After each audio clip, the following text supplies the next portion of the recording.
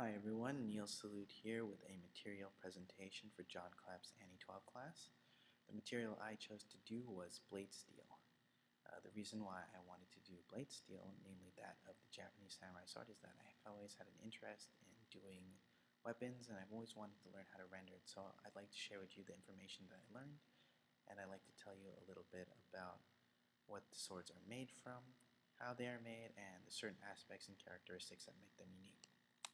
So first thing, what are Japanese swords made of? Japanese swords are made out of a special iron ore known as tamahagane. It is composed mainly of iron and carbon, with iron being the main component, making up about 97 to 99% of the actual ore itself. The reason why this ore is so special and unique is that the amount of carbon within the ore determines how hard the end product will be. So the more carbon there is inside the ore, the harder the product, and likewise the less carbon there is, the softer the metal will be. The reason why this is so important is that when making a katana, swordsmiths use this sort of style of layering of steel in order to create newer and stronger types of swords.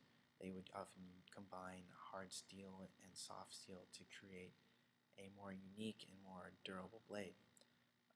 The most famous being the 7 layers created by the famous swordsmith Masamune. So how a katana is made. The first step is to change the tamahagane into the steel plates that you see to the right. This is done by putting it into the furnace, and the steel plates, after being heated to a certain degree, will be the leftover debris, and these steel plates are of different densities, which allow for the swordsmiths to combine and do the whole multi-layering process, as you can see on the bottom picture below. So after the base is made and combined, they melt and shape the blade together to form what we know as the katana through a bunch of different heating and wash baths. The edge is formed and we get a beautiful and finished product.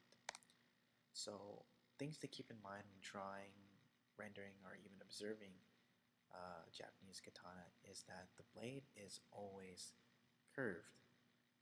The reason for this is that the blade itself was made as a tool for slicing or slashing rather than stabbing. Uh, the reason why it's also curved is that it needed to be easily pulled out of the sheath. This shape allows for easy maneuvering out of the sheath and allows for this sort of one breath, one strike sort of thing that we see in the samurai movies. Another aspect to keep in mind is the shape of the blade itself.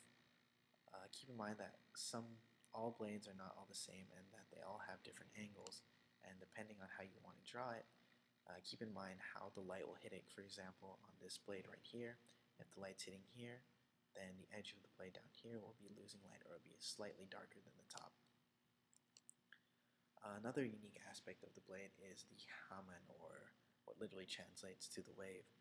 This is created from the forging process of the steel. The hamen is created from a special clay molding that protects it. In reality, the hamen doesn't really have any special uniqueness to the blade other than a more aesthetic aspect, so that is why most swordsmiths would use it maybe as a signature or to make the blade look more appealing or more appeasing. The last thing to keep in mind is the texture of the katana itself. The blade has these more wave-like patterns within the steel itself. If you guys are familiar, it's unlike stainless steel. The stainless steel has like these more parallel lines. The blade of a katana has these wave-like patterns, and the reason for this is because of the multi-layering steel process. A good sword, you will be able to see these sort of layers and these waves, and they are signs of great craftsmanship and a professional at his work and the use of multi-layering of steel. These are just a few things to keep in mind when looking at and observing katanas. If you ever have any questions, feel free to ask me and nerd out. Links at the bottom for some of the information I have, and just if you want to look up some of your own stuff. I hope you enjoyed the video. Thanks for watching.